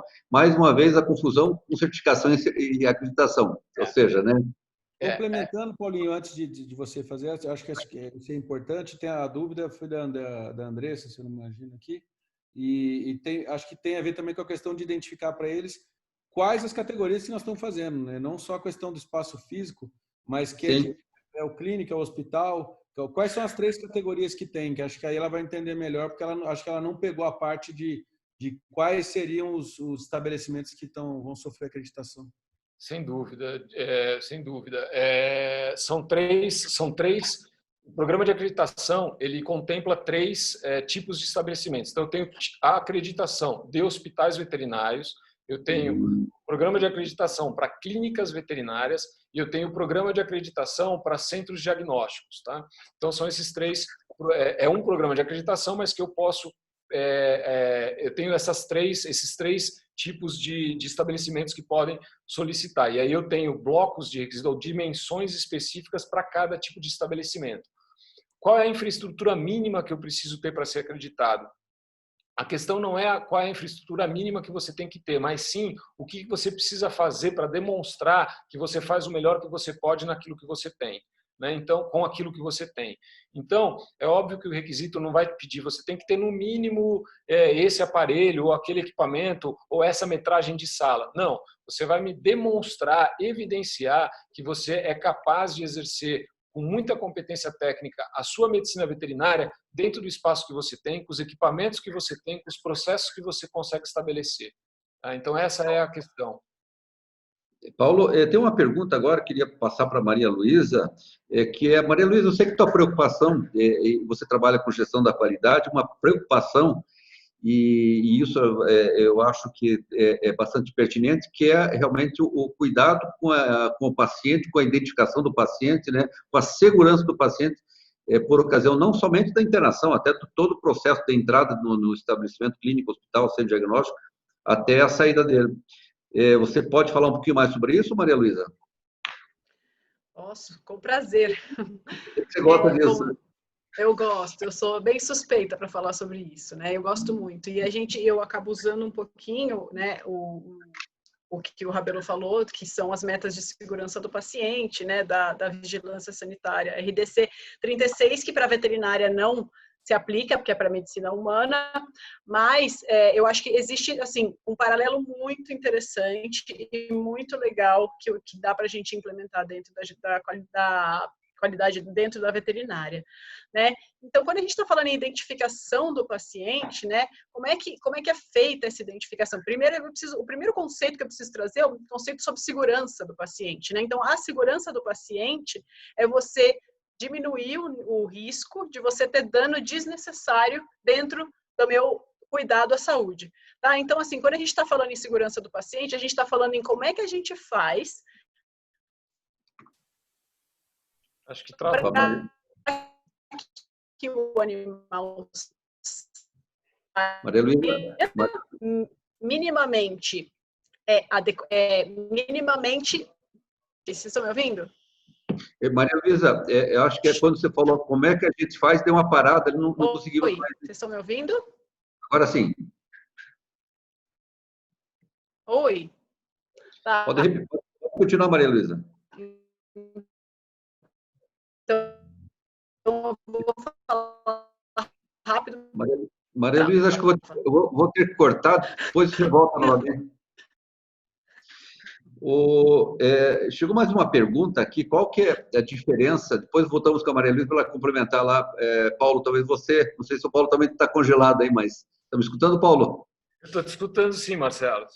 Ele está congelado então, em Curitiba. Mais uma pergunta, a diferença entre acreditação, certificação e ISO 9001, por favor. Mas, por favor, bem rapidinho, por gentileza, Paulo. A ISO 9001 é uma norma técnica internacionalmente reconhecida, ela é uma ISO. ISO significa norma internacionalmente reconhecida, né? Então, ela é uma norma de certificação, exclusivamente certificação. Tá? Então, a ISO 9001, você certifica o seu sistema de gestão da qualidade. Se você tem ela implementada, você é certificado de que você atende a todos os requisitos especificados naquela norma, no caso a ISO 9001, de que você tem um sistema de gestão da qualidade implementado. Ótimo. Maria Luísa, consegue responder, concluir? Eu acho que ficou fora. Consigo sim. Estou aqui. Eu estou aqui, vocês estão me ouvindo? Pode falar, pode continuar, Maria Luísa. Tá. Bom, desculpa, minha internet realmente hoje não está nos melhores dias, tá? Mas, então, voltando, quando a gente estava falando de segurança do paciente, então, a identificação do paciente é a primeira coisa que a gente pensa quando a gente pensa em segurança. Como é que a gente faz para que o paciente, desde o início do atendimento até o final, consiga ser reconhecido? Como é que eu faço para não ter uma troca de paciente? Como é que eu faço para que aquele procedimento específico do paciente, ele seja realizado naquele paciente em específico? A gente sabe que na medicina humana existe, eu acho que na medicina veterinária também, procedimentos que são feitos em pacientes diferentes, procedimentos que são feitos em membros diferentes do paciente, era para fazer membro direito, fez membro esquerdo, né? Então, essa questão da identificação do paciente é um foco muito importante para a medicina veterinária, para a medicina humana também. E aí, o que eu tenho falado ultimamente a respeito disso é quanto à necessidade de ter identificadores, né, na identificação do paciente, né? Então, na medicina humana a gente fala em 2 identificadores, ou nome, ou data de nascimento, nome da mãe, sempre nome completo, nome, CPF. Na medicina veterinária, eu acredito que 3 identificadores seriam os identificadores ideais, que seria o nome do animal, né, a data de nascimento do tutor, porque a data de nascimento do animal a gente não consegue, ou a data de nascimento ou CPF do tutor e o nome completo do tutor. Então, essa daí é a primeira meta de segurança do paciente, que eu realmente acho que é algo que é importante a se pensar. E outra coisa que é importante a se pensar é como é que a gente identifica esse animal. A gente sabe que tem muitos lugares que identificam o leito do animal, né, mas não identificam o animal. Precisa se pensar um pouco em como é que isso vai ser trabalhado para que a identificação caminhe com o animal, né? E aí a gente tem mais 5 metas de segurança do paciente aí, que são a comunicação efetiva. A comunicação é o mal do século, né, gente? Vamos pensar que hoje a gente se comunica muito, né?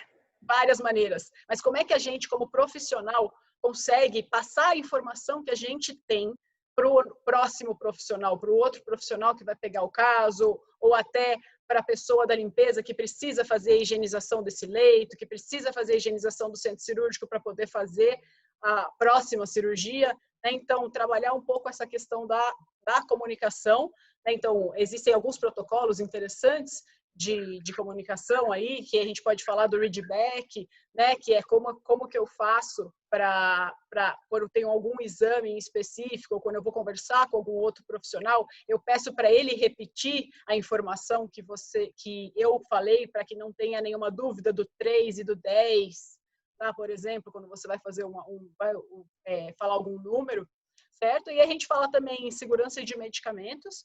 Então, quando a gente fala em segurança, eu não sei se eu estou falando muito, você pode me cortar quando você quiser, tá bom, doutor Marcelo?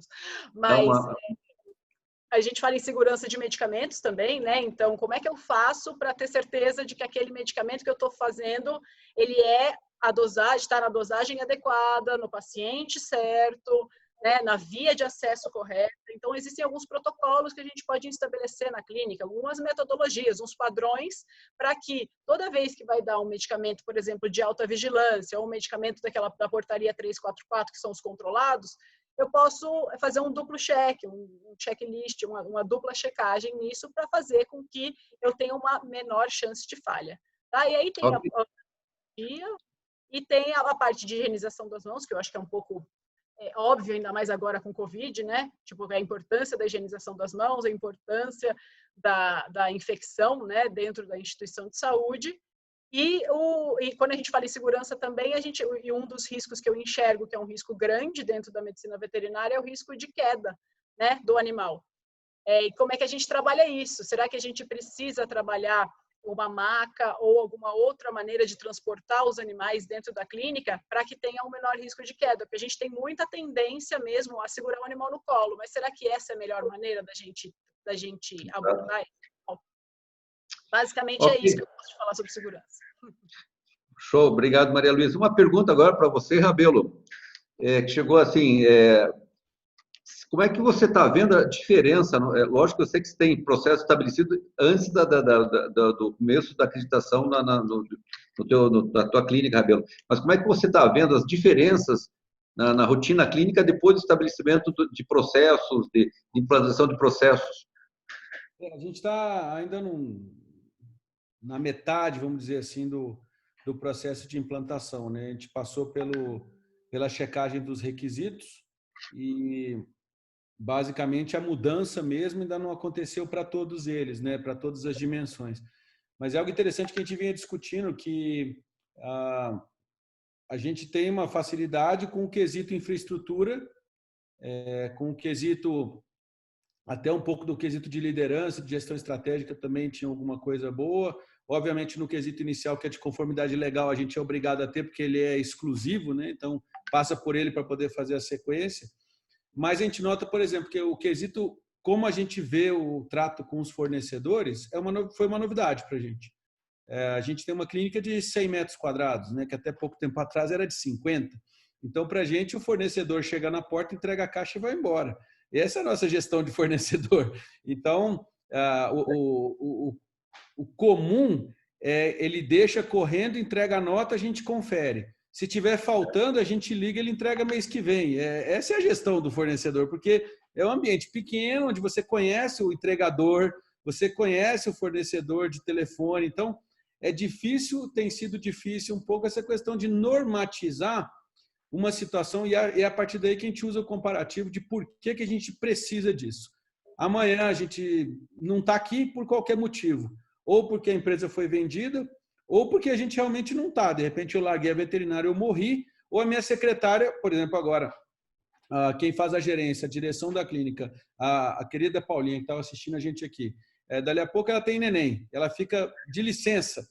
E a gente brinca, né, Paulo, que lá na clínica a nossa terceira, quarta, quinta parte é a Paulinha, né? Ela que faz a certificação, a acreditação toda.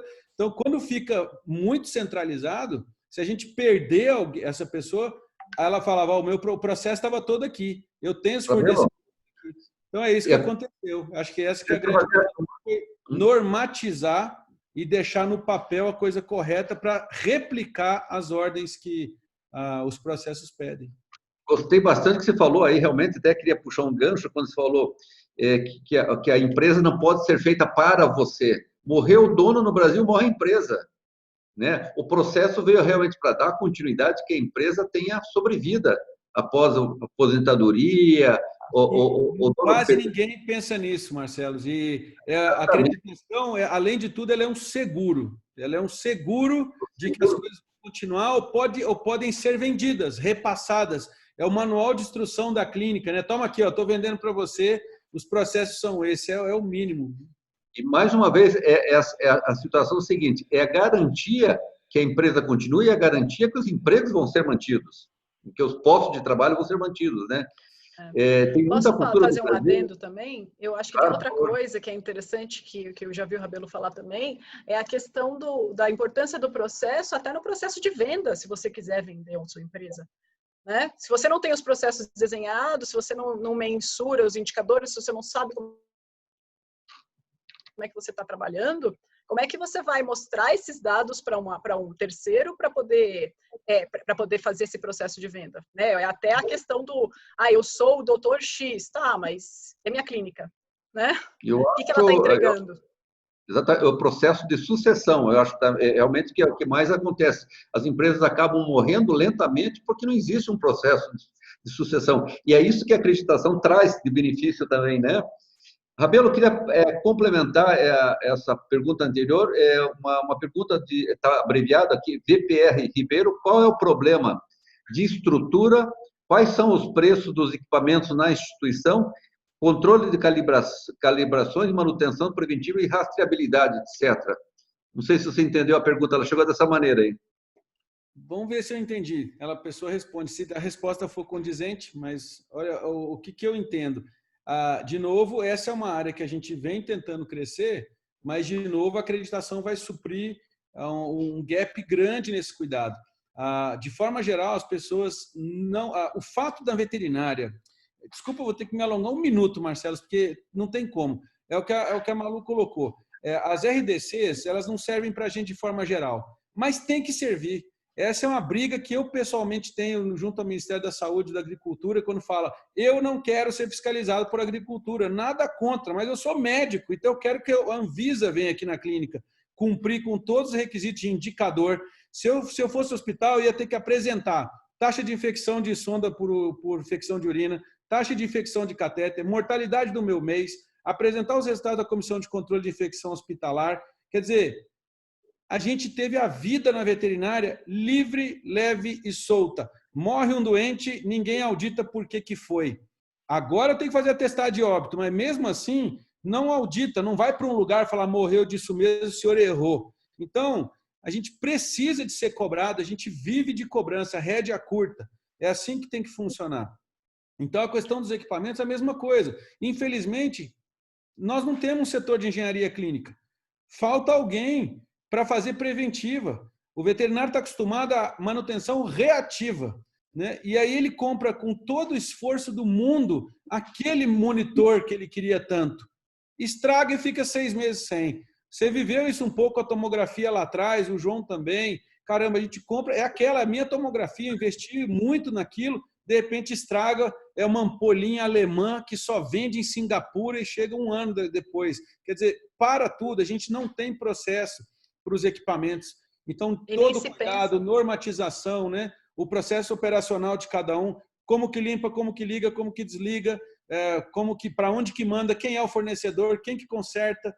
Isso tudo, para cada coisinha, tem que estar lá anotado, porque é ali que a gente vai buscar aquela relação, né? Ontem eu estava assistindo um encontro de um grupo de engenharia clínica, onde tinha um engenheiro que especializado em construção de EH, né, de edifício hospitalar, a arquiteta que só trabalha com isso. Você vê, por exemplo, a diferença de forro que tem que ser feita no hospital é de 1,5 metro, Marcelo, entre o teto, a laje e o forro de gesso. Quer dizer, nós pegamos... Qual que é a maior história de muitos que estão aqui? Tirando o senhor, que é pioneiro no Brasil, na América Latina, como diz você, em todo o hemisfério sul desse planeta, que trouxe um arquiteto veterinário para levantar a Clinivete. Quer dizer, agora, onde que vocês vão encontrar um forro de 1,5 metro de diferença para passar 2 linhas de esgoto, linha de água quente, linha de gases?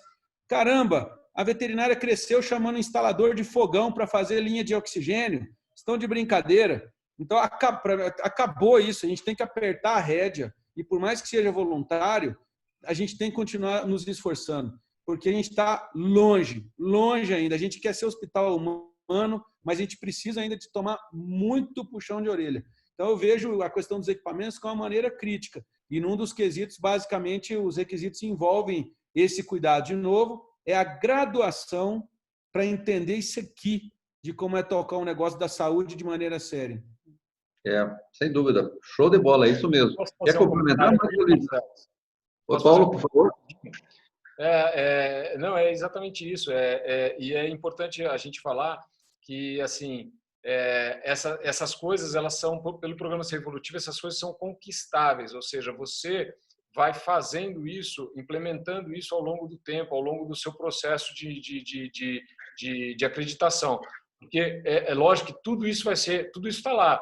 Rastreabilidade, calibração, tudo isso, a parte de infraestrutura, né? Então, seria excelente se as pessoas elas calculassem antes que precisa ter um piso técnico em cima de suas clínicas para não ter que comprar equipamento, ter que arrebentar a parede para o equipamento entrar, depois arrebentar a parede, porque sabe que não é só ligar na tomada, tem que ter uma ligação elétrica específica e a tomada não entra porque o plug é diferente e aí a rede não suporta, tem que mandar instalar mais uma coisa. Então, é exatamente isso, mas é interessante dizer que a abordagem do programa, ela não quer que você esteja com tudo isso pronto. Ela vai te dar a oportunidade de gradativamente ir evoluindo até chegar no nível que para você é estratégico, seja ele o primeiro, o segundo ou o terceiro. Então, era só isso, só esse comentário. Tem uma pergunta aqui da Elisama Castilho, acho que é a Elisama do Dr. Veta Cimatec. Boa noite, vocês possuem um POP já estruturado para esse modelo de gestão? Eu não entendi a pergunta, Marcelo, desculpa. Mas você não entendeu por causa disso, Paulinho. A confusão de procedimento de POP, agora aumentou a confusão. Processo. ISO, certificação, acreditação e POP. Qual a diferença? De novo, Paulinho, por favor, que hoje esse povo tem que aprender a diferença dos 4. POP o POP é uma sigla para um termo que se chama Procedimento Operacional Padrão. Ele serve para você descrever como você faz alguma coisa. Então, quando você me fala assim, você tem um POP para um modelo de gestão, é difícil responder, porque não tem um procedimento operacional padrão para um modelo de gestão. Então, não sei se eu entendi a sua pergunta. Mas, assim, os processos, vamos, de uma maneira geral, uma coisa bem simples. Nós temos políticas, procedimentos. Então, o que são políticas e procedimentos? Políticas é o que você faz. O procedimento é como você faz. Então, você descreve o que você faz estabelecendo uma política e aí, como você faz aquilo, você faz um procedimento. Então, sei lá, é a nossa política, sei lá, uma coisa tratar bem os nossos clientes. Tá bom, isso aí você estabeleceu a sua política, você vai tratar bem o seu cliente. Como é que você faz isso? Aí eu estabeleço um procedimento operacional padrão. Eu falo, olha, todo mundo vai receber o cliente desse jeito e você descreve como você faz aquilo.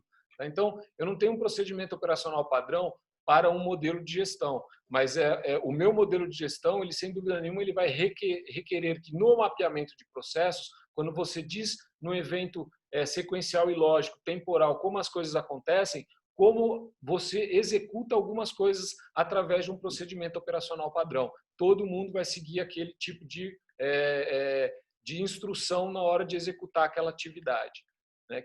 E daí, sim, nós temos outras escalas de documentos. Tem a instrução de uso, tem o protocolo. A diferença mais comum é qual a diferença entre protocolo e procedimento operacional padrão? Basicamente, assim, alguns chamam de procedimento, outros chamam de protocolo. Ali é um pouco mais de aquela coisa de internamento ou internação. Agora, o procedimento operacional padrão é uma coisa, a instrução de uso é uma outra coisa, a política é uma outra coisa, o formulário e o registro são coisas diferentes. Então, formulário é um modelo, ele só vira um registro depois de preenchido. Enquanto ele não está preenchido, ele não é um registro, ele é um formulário. Mas o meu registro é o meu formulário, eu só preenchi. Sim, você preencheu o formulário, ele virou um registro. Então, mas isso são coisas que eu acredito que quem passa por um processo de implementação, aí a Maria Luísa pode dizer, termina pegando naturalmente, não precisa nem fazer um curso para isso, porque a norma, as normas técnicas, as RDCs, elas trazem lá, tem que ter uma política documentada. Eu falo, puxa, mas o que é uma política documentada? E aí você, no processo de implementação, já pega tudo isso de uma maneira muito rápida e meio que automática. Tá? Paulinho, nós não temos... Teria como, sei lá, exemplificar para eles, para colocar onde é que o POP ficou? Porque, por exemplo, quando a gente tem lá a dimensão de infraestrutura, a dimensão 7, dentro delas tem vários requisitos. Num deles é monitorizar os equipamentos que eu tenho, listar, etc. Dentro desse processo de cumprimento do requisito da dimensão, eu vou usar um procedimento operacional padrão para controlar cada equipamento. Por exemplo, concentrador de oxigênio, limpe assim, ligue assado, maneje dessa forma. E o POP do equipamento servir como parte do requisito. Aí, Rabelo, com todo respeito, você acabou de fazer essa confusão. O POP não vai falar que você liga o equipamento assim, faz isso, é a instrução de uso. Exatamente. Eu aperto esse botão, eu faço isso. O procedimento, ele vai te falar como você lida com aquele equipamento. Por exemplo, qual que é o seu... Não, mas eu não fiz a comparação com o procedimento. Eu quis tentar localizar o POP dentro do cumprimento do requisito. Tá. Deixa eu tentar te exemplificar usando a questão de infraestrutura. Então, você tem lá um equipamento, né? Então, eu tenho que ter um procedimento que ele me fala qual é a minha sistemática de gestão de equipamentos. Então, Sim. eu tenho que falar, esses equipamentos, eles têm que ter manutenções preventivas, esses equipamentos que são passíveis de calibração, quais são os documentos que eu tenho que ter atrelados a toda a minha abordagem de rastreabilidade, de incerteza desse equipamento, como que ele vai ser limpo, qual a periodicidade disso, quem que é responsável por ele, quem não é responsável por ele, se ele tiver obsoleto ou se ele tiver quebrado, o que eu faço se ele quebrar, o que eu não faço se ele quebrar. Isso eu estabeleço no meu procedimento. Tá? Na minha instrução de uso, eu vou falar como eu ligo, como eu não ligo. Por exemplo, eu disse no meu procedimento que ele tem que ser limpo uma vez por semana. E aí eu vou lá, na minha instrução de uso, eu posso falar, olha, você pega o álcool, passa desse jeito, e daí depois você espera 2 minutos, aí depois você passa daquele jeito e tudo mais. Né? E aí você pode perguntar, e aí propositalmente eu fiz esse exemplo, você pode falar, mas aí você não estabeleceu a política que você vai limpar uma vez por mês? Não, esse é o procedimento, a política eu vou limpar periodicamente o meu equipamento. Aí, qual que é o meu procedimento? Eu vou limpar o meu equipamento uma vez por mês dessa maneira, conforme a instrução de uso, ou eu posso descrever no próprio procedimento. Ótimo.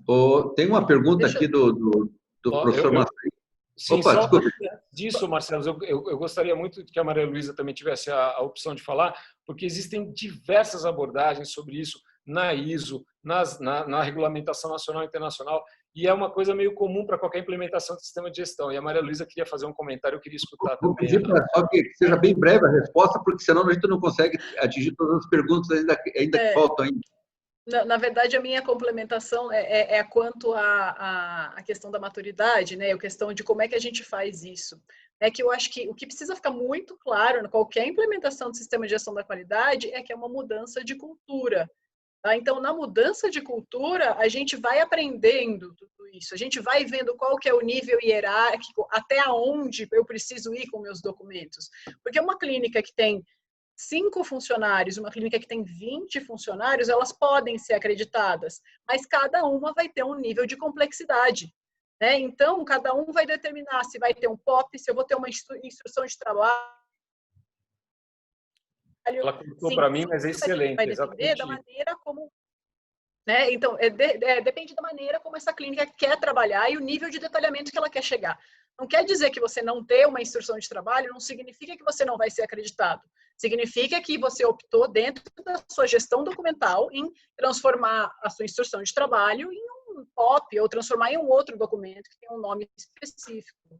Entendeu? Então, eu acho que é importante essa mudança de cultura que gera uma maturidade. Né? Eu acho que isso que é isso que eu queria acrescentar. Complexo pra caramba, né, gente? Vamos ser francos. Até nós que já estamos envolvidos no processo, um pouco antes da live, conversava com o Paulo, com o Rabelo, o quanto complexo entender realmente, com o João também, essa questão desses diferenciais, né, dentro da acreditação, esses termos. Eu queria dar uma derivada. O professor Massaico, aqui de Curitiba, fez uma pergunta que eu acredito que ele quis pautar da seguinte forma: se nós não devíamos incentivar, ou não se deveria incentivar, que escolas também, realmente, escolas de veterinária, se candidatassem ao processo de acreditação. Logicamente que acho que esse processo parte do Conselho Federal, né? Na minha opinião, como nós falamos em filtros, sem dúvida alguma, né? Não sei o que vocês acham. Claro que a acreditação das escolas iria fazer com que realmente esse filtro tivesse mais permeabilidade, mais cuidado, e melhoraria realmente para todo o segmento veterinário, para nós, como eles como candidatos a posto de trabalho, e nós como realmente gestores de empresas. Não sei qual a opinião de vocês aí a respeito disso também. Marcelo, eu queria falar uma coisa bem rapidinho sobre isso, porque para mim é muito claro. A abordagem do Conselho na acreditação das universidades é perfeita. Assim, a gente tem que entender o seguinte: com a abordagem de acreditação nas universidades, nós temos melhores profissionais. com a abordagem de acreditação da BHV aos estabelecimentos, nós temos melhores estabelecimentos. E daí a gente vai ter um mercado com melhores profissionais e melhores estabelecimentos, através de processos de avaliação da conformidade. Então, para mim, faz todo sentido, é muito interessante. Espero que seja extremamente inclusivo todos esses processos, tanto esse que a BHV está elaborando, como do Conselho. Agora, é lógico, como a Maria Luísa disse, é uma questão de maturidade e de cultura, de mudança de cultura. Mas isso vai contaminar toda a cadeia. Inclusive o fornecedor que o Rodrigo Rabelo estava falando, né? O fornecedor ele vai tomar mais cuidado quando ele for vender da Intensivet, porque ele sabe que a Intensivet tem critérios de aceitação do produto. A Intensivet ela tem um poder de barganha muito maior quando ela estabelece que o produto que entra ali é um produto de qualidade. Então, você começa a contaminar toda a cadeia produtiva, quem está te fornecendo, para quem você está prestando serviço, e aí a coisa fica assim. Então, deixa eu só dar uma complementação. Eu vou pedir para você complementar, Maria Luísa, depois vou pedir para que cada um faça as considerações finais, que nós temos aproximadamente somente 7 minutos, ok? Tá. Eu só queria complementar na questão das universidades. Eu acho que tem existe uma abertura grande até dos hospitais veterinários. Eu posso dizer por uma vivência minha, né? Eu comecei a querer trabalhar com gestão da qualidade e eu fui, por coincidência, né? Porque eu tenho amigos que trabalhavam na Universidade Anhanguera, né? Na Universidade de Anhanguera, e eu consegui, começando a fazer uma apresentação, dei uma palestra na Anhanguera e eles se interessaram tanto que a gente fez um projeto de pesquisa. E a gente eu tenho uma aluna de iniciação científica na Anhanguera hoje, falando sobre prontuário, sobre como é que a gente faz, né, para garantir a segurança dentro do prontuário. A gente está estabelecendo alguns padrões e é muito interessante de ver o retorno, né, porque as pessoas realmente percebem que no ambiente hospitalar universitário é onde deveria ser o exemplo, né, onde é o exemplo. Então, começar pela base, que nem o Paulo falou, começar por onde as pessoas estão aprendendo é muito importante. Pessoal, antes de passar a palavra a vocês, eu gostaria de agradecer a todos que participaram, né?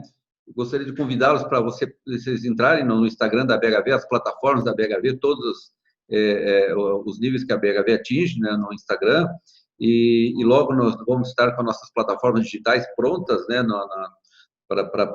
inclusive com conteúdos bastante interessantes, falando muito em gestão, e que 4, 5 e 6 de novembro nós estaremos com a Pet South America, né, no evento lá, logicamente com todos os cuidados que a condição atual realmente necessita, nos impõe.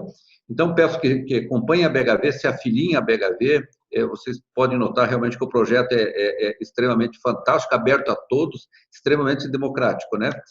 Agradeço já antecipadamente e deixo a palavra agora com vocês para fazer as considerações finais. Maria Luísa, Rabelo e Paulo, por favor. Meus agradecimentos já fiz, então segue com vocês aí. Temos 5 minutos. Posso começar? Pode. Bom, eu queria agradecer muito a vocês, né? Eu acho que a gente espero poder estar próximo nesses momentos, né? Gostaria muito de poder contribuir. Eu acho que foi enriquecedor demais essa live, eu realmente gostei muito de ter participado. E eu queria dizer para vocês que se vocês quiserem conhecer um pouquinho mais o meu trabalho, né, para seguir o meu Instagram, Qualidade na Veterinária, que o nome é esse mesmo, Qualidade na Veterinária, que eu vou estar muito feliz em responder as perguntas que vocês tiverem. E muito obrigada a todos. Obrigado, Maria Luísa. Rabelo? Agradecer, né, Marcelo, mais uma vez, estar aqui com você e com o pessoal todo é sempre prazeroso, deixa o tempo passa rápido. Hoje seguraram a gente, né, Marcelo? Não vai ser 6 horas de live, só 2, mas já roubamos meia hora do normal da BHV aí, então 2 horas de live. Agradecer a todo mundo estava em todos os perfis. Quem tiver dúvida aí também, quiser acompanhar a gente está no intensivet.com.br, lá todos os braços ali, o site, simpósio e tudo mais. Temos o nosso simpósio Intensivet e UTIVET acontecendo agora, 19, 20 e 21 de agosto, já está chegando. Entra lá no site, faz a inscrição, está bem legal. Nosso simpósio anual, esse ano online, né? Estamos já com a mentoria funcionando, ead.escoladeveterinária.com.br funcionando, muito projeto. Então, espero vocês por lá para seguir a educação continuada e bora para frente, a BHV, todo mundo aí filiado. Super recomendo. Show de bola, Rabelo. Obrigado, viu? Muito obrigado. Paulo? Marcelo, só agradecer. A oportunidade é ímpar, assim, na minha vida pessoal, trabalhar num projeto que você sabe, o Marcelo acompanha isso desde lá de trás. Faz bastante tempo que eu venho tendo essa ideia de fazer isso, e aí a BHV abraçou essa ideia e trabalhar com essas pessoas, assim, eu tenho como cobaia, assim, acho que, pelo menos na minha visão pessoal, uma das instituições mais marcantes dentro da história da veterinária do Brasil, né? Então eu tenho aqui a Clinivet, a Intensivet, a Provet, e aí eu acho que é um trabalho muito bacana que está sendo feito por todos eles, né? E eu queria agradecer isso. E aí, lógico, qualquer coisa, sempre a dúvida chega até mim, tá? Então podem perguntar para eles. Quem quiser acessar também lá o www.peoqualis.com.br, tem um canal lá de mensagens, eu recebo essas mensagens e daí você pode fazer suas dúvidas, se ficou alguma coisa por responder, tá? E a gente sempre está tentando divulgar e cada vez mais, após o lançamento do programa, vocês vão ser sensibilizados e atingidos por essa informação sobre acreditação, que eu acho que vai ser o grande diferencial para a medicina veterinária no Brasil. Então é isso. Muito obrigado a todos vocês. Obrigado, Maria Luísa. Obrigado, Rabelo. Obrigado, Marcelo. Paulo, obrigado vocês aí, Maria Luísa, Rabelo, um time massa aí que nós conseguimos reunir. Obrigado pelo tempo de vocês. Nós somos absolutamente fãs de vocês aí, a BHV conta muito com o trabalho de vocês e estarmos juntos, eu, Rabelo, na diretoria também da BHV. Agradeço a todos os diretores da BHV, né? É um time extremamente seleto, pessoas do bem. A todos vocês que participaram, que tiveram, né, o tempo de vocês de descanso aí para compartilhar das nossas informações aí. Espero que seja de bastante valia. Acompanhe a BHV, se associe, né, caso não seja associado, procurem as informações. Nós vamos logo estar com nossas plataformas digitais, com alguns conteúdos bastante importantes. A BHV trabalha muito com gestão e a gestão para melhoria, né, um benchmark também dentro da BHV. Muito obrigado, um abraço a todos aí.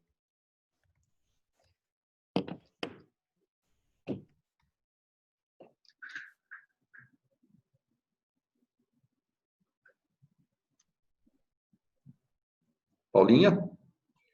Oi. Ok? Encerramos, sim.